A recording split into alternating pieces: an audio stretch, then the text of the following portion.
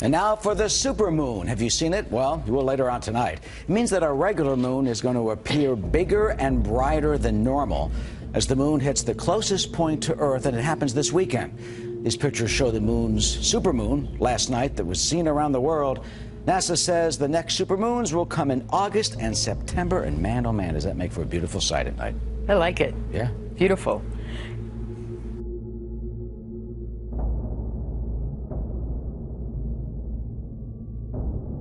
And God said, "Let there be lights in the firmament of the heaven to divide the day from the night, and let them be for signs and for seasons and for days and years, and let them be for lights in the firmament of the heaven to give light upon the earth." And it was so.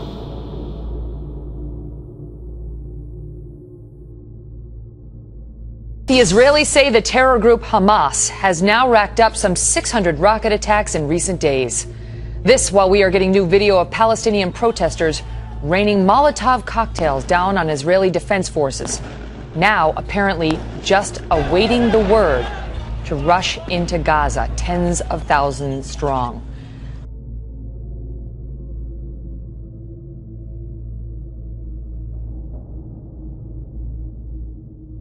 The burden of the word of the Lord for Israel, saith the Lord, which stretcheth forth the heavens and layeth the foundation of the earth and formeth the spirit of man within it. Behold, I will make Jerusalem a cup of trembling unto all the people round about, when they shall be in the siege both against Judah and against Jerusalem. And in that day will I make Jerusalem a burdensome stone for all people. All that burden themselves with it shall be cut in pieces, though all the people of the earth be gathered together against it.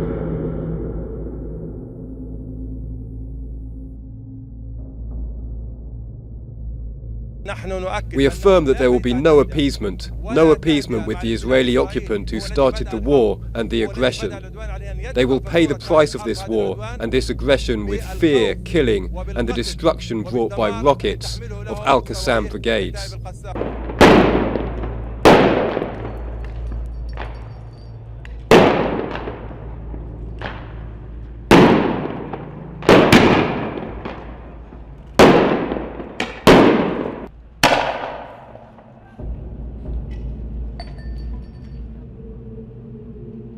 Keep not thou silence, O God. Hold not thy peace, and be not still, O God. For lo, thine enemies make a tumult, and they that hate thee have lifted up the head. They have taken crafty counsel against thy people, and consulted against thy hidden ones. They have said, Come, and let us cut them off from being a nation, that the name of Israel may be no more in remembrance. For they have consulted together with one consent. They are confederate against thee. The tabernacles of Edom, and the Ishmaelites, Moab and the Hagarenes, Ebal and Ammon and Amalek, the Philistines with the inhabitants of Tyre, Asser also is joined with them, both and the children of Lot. Selah. Do unto them as unto the Midianites, as to Sisera, as to Jabin at the brook of Kison, which perished at Endor. They became as dung to the earth.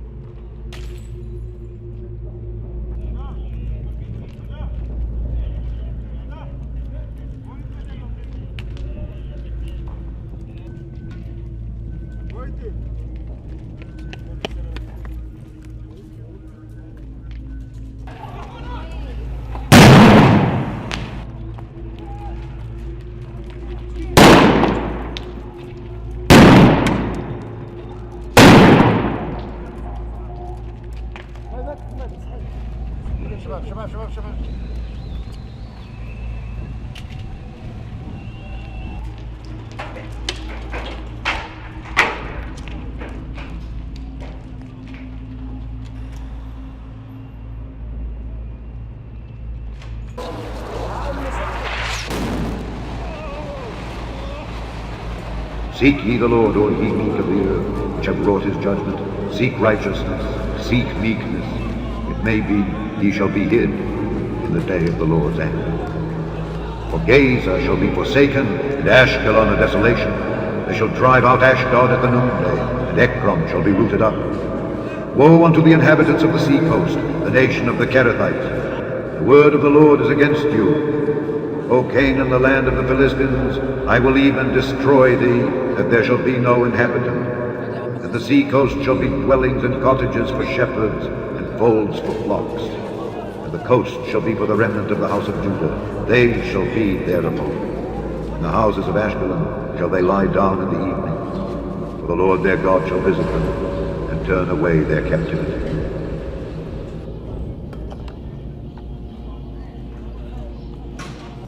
صاحب المسجد حركة.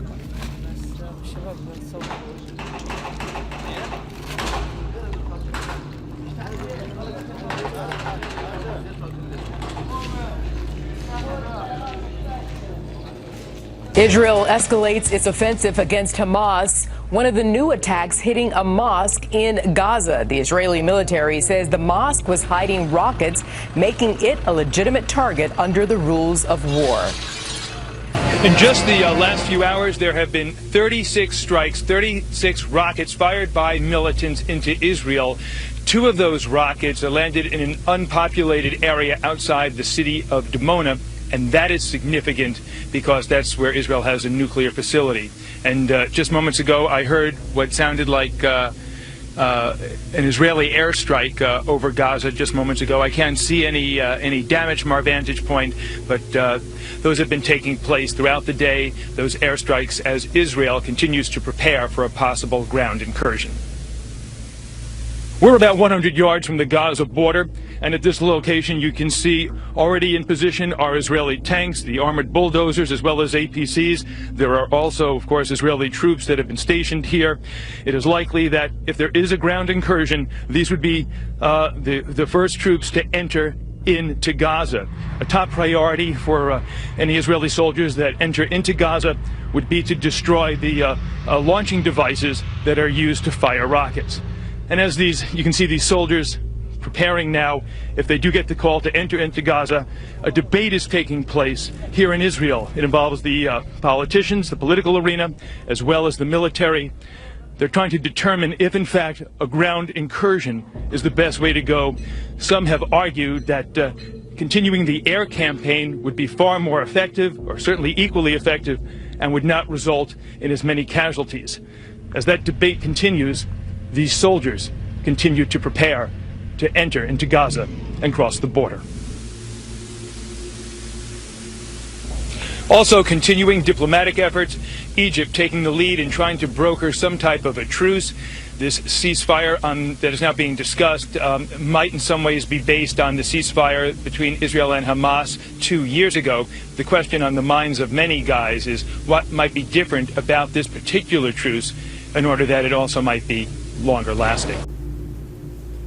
Good morning. The Israeli military pounded the Gaza Strip with airstrikes again this morning. 5 days into Israel's offensive, Palestinian officials say more than 120 people have been killed, including dozens of civilians. The Israeli military sometimes telephones in advance of its airstrikes so that people have time to get out alive. In Gaza City, they evacuated this area and then watched as a house was demolished.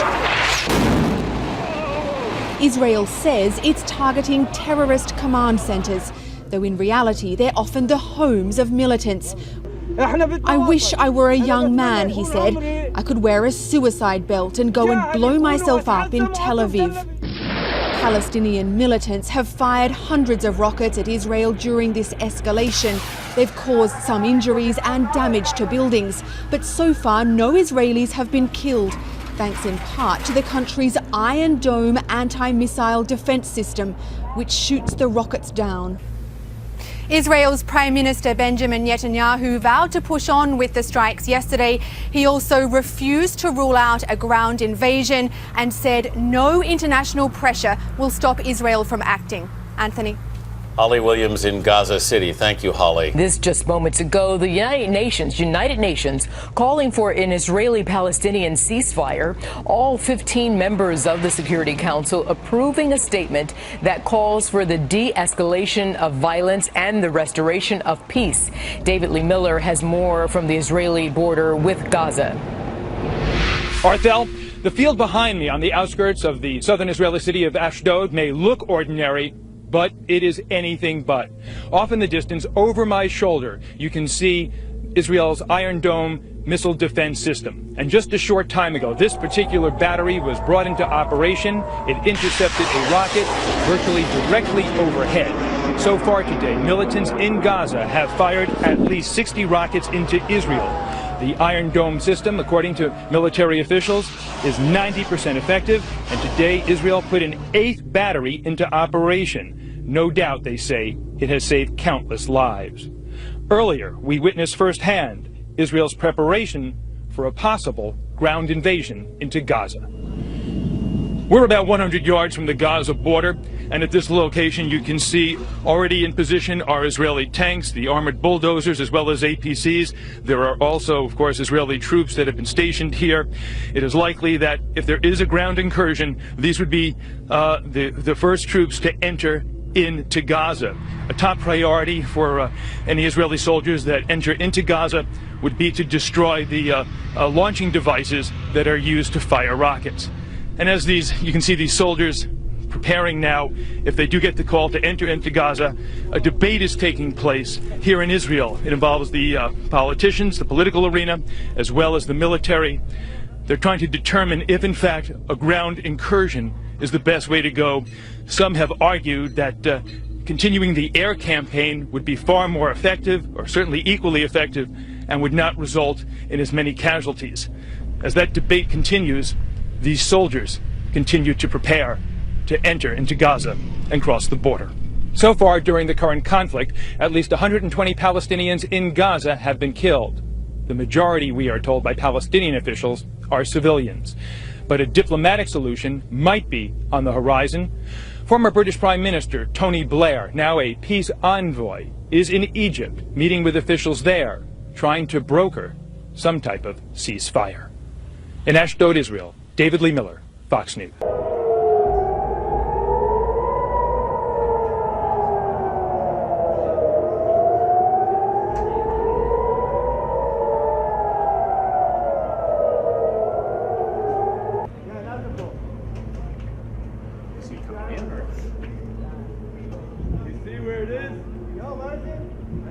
Straight ahead. In terms of the barrage of rockets, we're getting reports that there was a barrage fired at Tel Aviv and the surrounding area there. And I can tell you this, within the past 15-20 minutes, we've seen rockets fired from the vicinity of our location here, heading north towards, fired obviously at Israel. And within the last couple minutes, there were 2 heavy airstrikes, probably just a couple hundred yards from our location. They hit with such an impact and such force that the building we're in shook heavily. Most likely, they were Hamas targets, possibly where those rockets were launched, but I don't know that for sure. That has not been confirmed. But after the impact, we heard screaming, saw some black smoke, heard screaming, presumably the wounded and possibly dead being pulled out of there. We saw a similar scene earlier today. We went to the main hospital here in Gaza City, and right after an airstrike, it was a chaotic and frenzied scene as the wounded, as we later found out dead, were rushed in, many in civilian vehicles. They came in so fast to the entrance, some of them actually slammed into each other as those injured were being pulled out. So far, we've heard the latest toll has been 125 Palestinians hurt, or killed rather, here in Gaza, more than 1,000 injured, and that number is likely increasing as we speak. This, as we continue to get new video from the ground here of these airstrikes, and these airstrikes have been continuous over the past the course of the afternoon and evening here. Rocket fire also being launched, and then the Israeli Air Force countering with the airstrikes. We've also heard what sounds like cannon fire, heavy artillery from off the coast being fired at targets here in Gaza City. And Eric, judging by the last couple hours, at least the time that we've been here, and certainly since all this began on Monday, this is likely expected to continue. And needless to say, it's most likely going to be a long night ahead as I'm hearing yet another jet fighter come roaring into the area. Eric? All right, John, we can hear that. Just listen just for a second. Those are Israeli warplanes, you think? Yeah, fighters. They've been circling, those airstrikes that we heard. They got very close. They came roaring in, and then you hear the missile actually come firing into the area, impact, explosion, the force shaking the building, and then you hear the screaming in the distance. And again, these two airstrikes have been very, very close to our location. And the sound of these fighters has been a constant sound, the growl, the roar of the engines, and also, Eric, the humming that we're hearing right now of drones overhead. You can hear the warplanes and you can hear the drones. John Huddy, live on the ground. Very vivid report. Thank you, John, so much.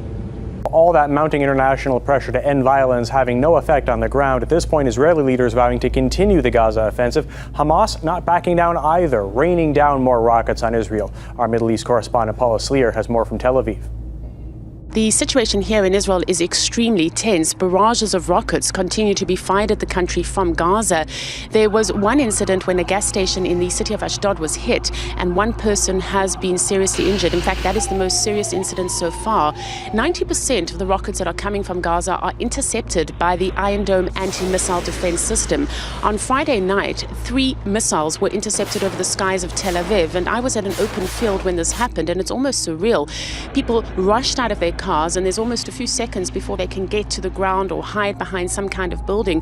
Many people just watching this interception in the sky. And when it happened, there was this huge applause that went up from people on the street where I was. But certainly people are afraid. What we're hearing from the Israeli Prime Minister Benjamin Netanyahu is that he will not back down, and he will certainly not back down to international pressure. He says, and I'm quoting, that the battle is progressing as planned. So there is the sense on the ground that this could ultimately lead to a ground offensive. As you well know, thousands of reserve soldiers have been called up. The head of the Israeli army is also saying that Gazans made a grave mistake by launching rockets at Israel and that they will bring disaster upon themselves. So certainly the rhetoric that's coming out at the moment does seem to suggest that this operation will continue and possibly continue for quite some time. Once again, Egypt finds itself helping to negotiate a truce between Israel and Hamas. Hamas is closely linked to the Muslim Brotherhood, which Cairo has vowed to crush. The Egyptian government has brushed aside suggestions that it has taken a back seat and declared it will do its best to negotiate a ceasefire. Adal Al-Marouki has more. Criticism to Egypt's response to the violence in Gaza is gathering momentum. Some have even dared suggest the government has taken a back seat. The government has not fulfilled its role. We demand an immediate Egyptian intervention to impose calm and end the massacre promptly and decisively. Some, including Hamas's political wing leader Khalid Mishal, called on the Egyptian army to get engaged and end the violence. It's a call that was not directed to the army when Islamist President Mohamed Morsi was in power.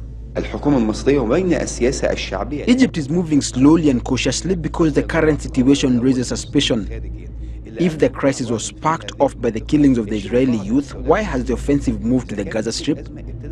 Some reports allege that the violence is well calculated. Hamas to corner the new Egyptian administration and Israel to test its response. Many focus on the deal brokered over a year ago, but no one mentions that this deal contains clauses that requires the Palestinian resistance to acknowledge Israel, something the Hamas will revolt against. So there is some irrational international pressure over Egypt.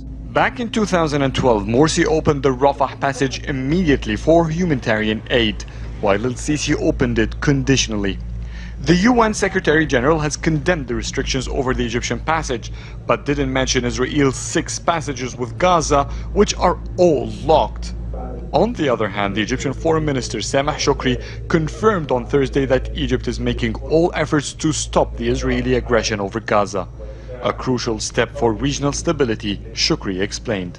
There might not be good ties between Egypt and the US or the Egyptian presidency and Hamas, but there cannot be a solution in the Palestinian crisis without Egypt either. No one can doubt that.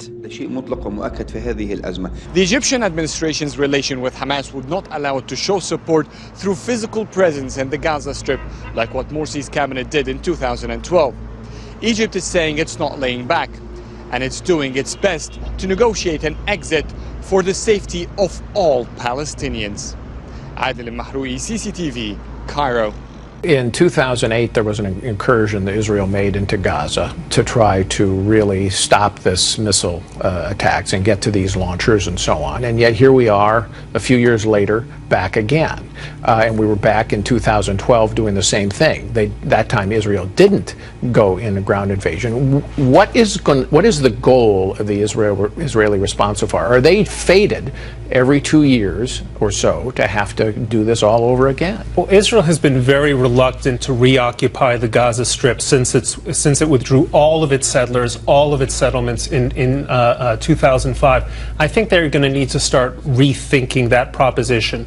Part of the problem, Hamas now has these very long-range rockets that are hitting in areas of central Israel, all the way up to Haifa in the north.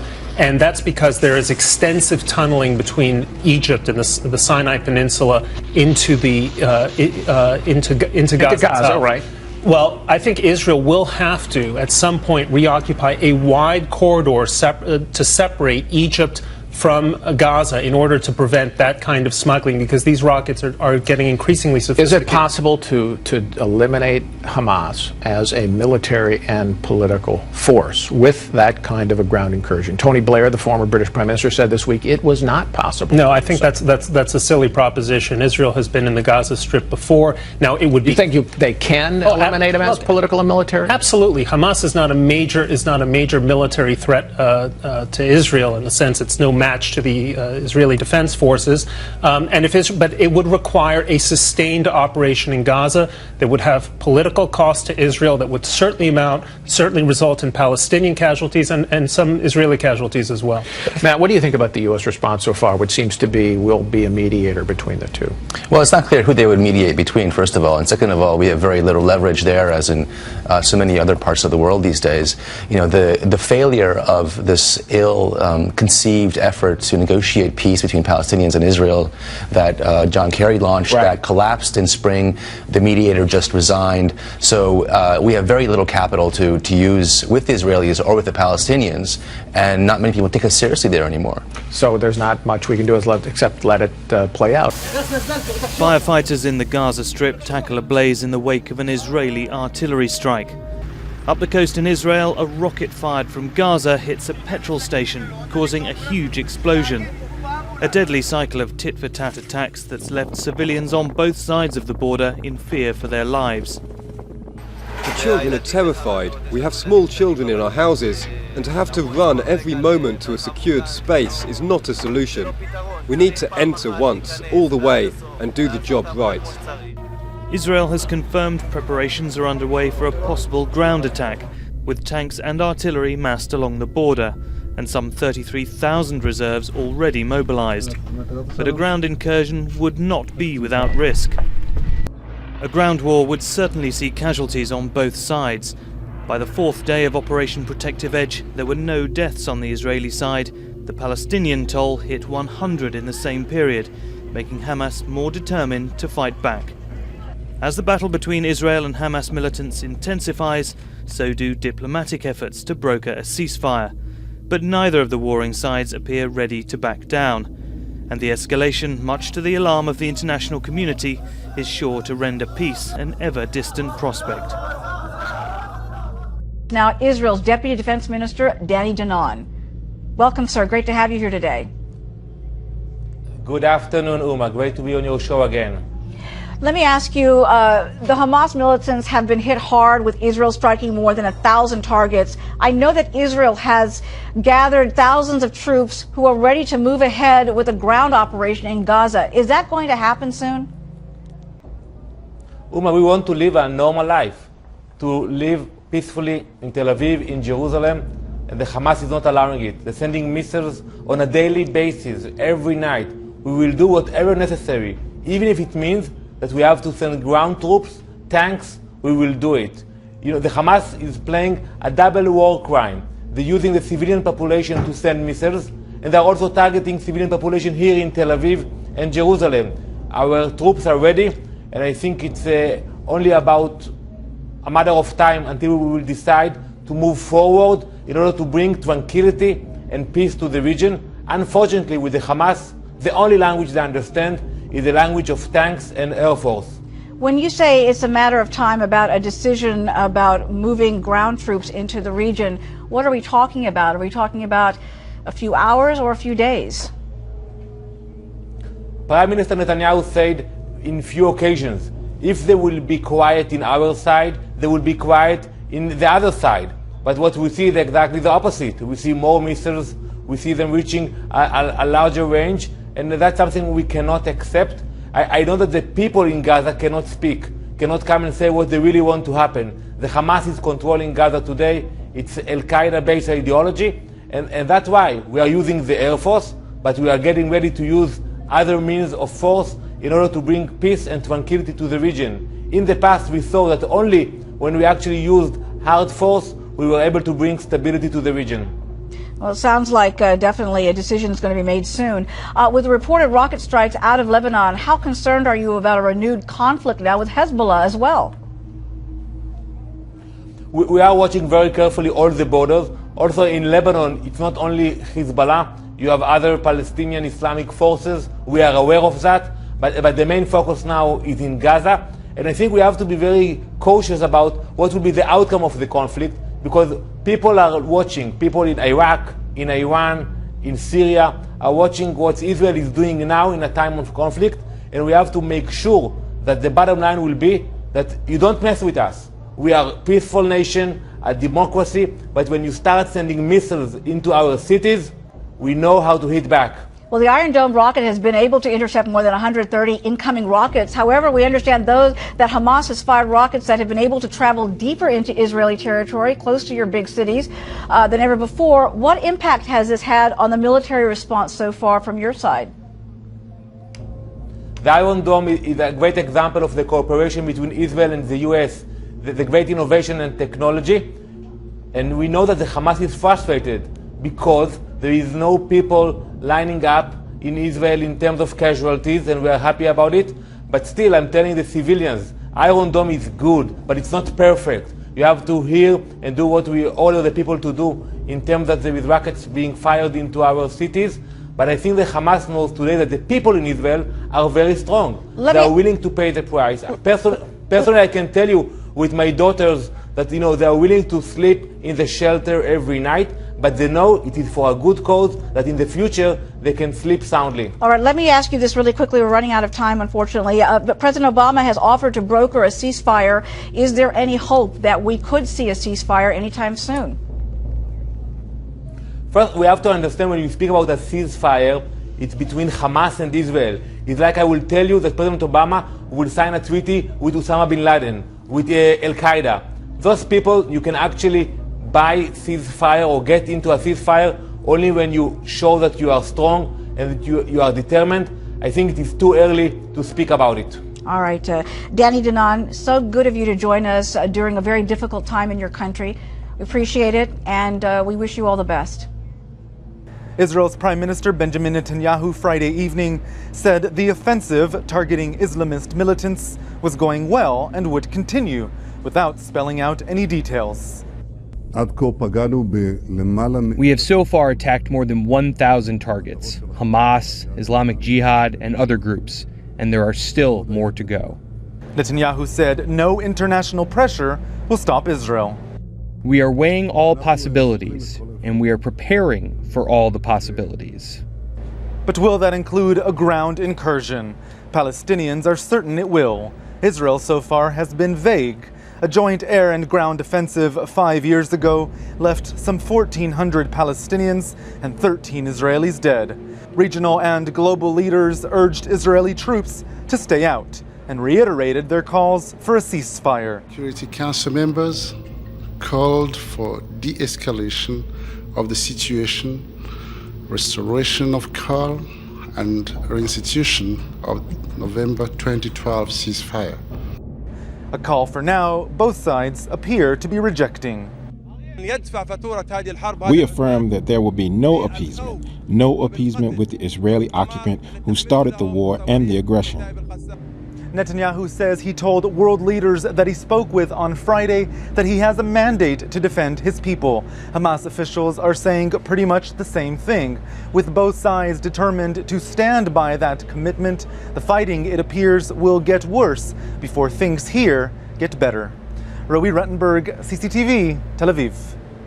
And the conflict is expanding. The Israeli military says it fired artillery shells into southern Lebanon Friday in retaliation for rocket fire coming from that area earlier. The Lebanese military confirmed that 3 rockets were fired toward Israel in the morning and says it's investigating who was behind the attack. Recent shelling from Lebanon has been blamed on radical Palestinian groups. The area is a stronghold of the Shia militant group Hezbollah. China has called on Israelis and Palestinians to seek an immediate ceasefire and resolve their conflict through peaceful means. China is deeply concerned about the escalating Palestine-Israel tensions, which caused many casualties. We denounced any attack against civilians. The latest Israel-Palestine conflict shows military forces cannot resolve the issues, but create more feud and hatred and drift away peace. The Israel-Palestine conflict can only be solved through peaceful means. China is willing to work with the international community to play a positive and constructive role in pushing forward the Israel-Palestine peace process. Qin Gang also stressed that both sides should practice restraint and avoid any action that may lead to escalation of violence. He made the remarks today after Chinese diplomats met with the Israeli and Palestinian ambassadors in Beijing to discuss the ongoing conflict. Now, this is the first official response from the Security Council, and a long-awaited one. We've been expecting something like this for several days, but as you can see, it is regarded as a mild statement, one that is delicately and carefully worded, reflecting the testy situation on the ground. It is also a downgrade of a draft resolution that had been put forward by Arab states late this week, led by Jordan, who represents Arab states at the Security Council. The Israeli military is firing back in defense. This as the United Nations Security Council has called for a ceasefire. But Israeli Deputy Defense Minister Danny Dayan says that's like the U.S. settling with the 9/11 terrorists. When you speak about a ceasefire, it's between Hamas and Israel. It's like I will tell you that President Obama will sign a treaty with Osama bin Laden, with Al-Qaeda. Those people, you can actually buy ceasefire or get into a ceasefire only when you show that you are strong and that you are determined. I think it is too early to speak about it. Ambassador Dan Gillerman is the former Israeli ambassador to the United Nations, a Fox News contributor, and joins us now from Tel Aviv. Ambassador, it seems that the Hamas militants now have the Fajar 5 Iranian-made rockets that can hit Tel Aviv. How does Israel stop them? Well, Eric, I'm speaking to you from Tel Aviv, and actually I was at a movie with my wife and a couple of friends, and the siren sounded. The mall at which the movie house was evacuated, but I just went to my car and drove to the studio in order to tell you folks and the world through Fox that, you know, the name of the movie was This Is How It Works, with Michael Douglas and Diane Keaton, and my message to the Hamas is, this is not how it works. This will not work. You will not cower us. You will not make us run.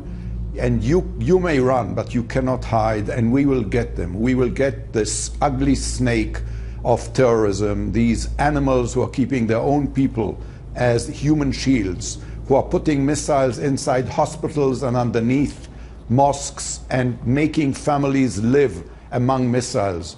If you go to sleep with a missile, don't be surprised if you don't wake up in the morning. We will not stop. We will not agree to a ceasefire. We will finish the job and make sure that Hamas, after this is over, will never be able to raise its ugly head. And this monster, which is threatening not just Israel, but the rest of the world, will not be able to continue to do this dirty, dirty work. You know, Ambassador, you just very vividly and eloquently described the conditions that Israelis are living under. What do you think would happen if missiles were raining down on Albuquerque or Memphis or San Diego or Fort Lauderdale or Dallas or Tampa or Raleigh? What would we do? Well, I think this is the first question I would ask you, and I would ask every member of the Security Council who is telling us to talk to Hamas and to have a ceasefire. What would you do? What would the United States do if missiles rained down from Albuquerque, as you said, from either Mexico or Canada? What would France do if missiles rained down from Germany? What would Russia do if missiles rained down on it? What would China do? All these sanctimonious people who are preaching to us, who are they to preach to us? The Russians who wiped out Chechnya after a few missiles, the Chinese who cleared out Tiananmen Square, the British who sent out thousands of troops to a remote island in the Falklands, thousands of miles away from their own territory because of a couple of sheep. We are defending our homes. We are living in a very tough and very dangerous and brutal and cruel neighborhood, and we are actually on the front line of terrorism. We're fighting not just for us, we're fighting for you, for our American friends, for our friends around the world, because this is the first line of defense, and we have to make sure we destroy those animals who are trying to destroy us. And I assure you, Eric, we will not stop until we do. Ambassador Dan Gilliman from Israel, which is under a barrage of rockets from Hamas and is fighting back, maybe for Israel's very survival. Thank you so much.